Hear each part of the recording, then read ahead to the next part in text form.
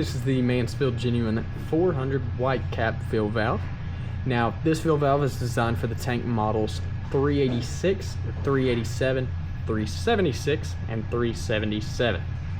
Now, this fill valve does come complete. So we've got cap up top, threaded adjustment arm here, float, replenish tube, and clip. Then we've got our fill valve gasket, which is sealing the valve to the tank. And then also we have our nut to secure it to the tank. Now, this fill valve is fully adjustable. Now, if you have the model 386, 87, 376, or 377, it should come pre-adjusted to the tank.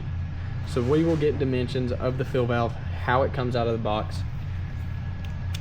And so total length first, we're going to measure from the cap all the way down to the bottom of those threads. You can see we're right at about 14 and 5/8, or right at about 14 and 3/4.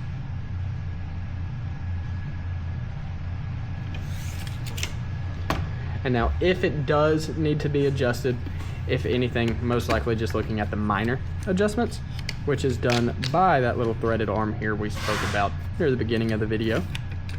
And to do that, we'd either turn that arm to the right to raise it, or left to lower the float.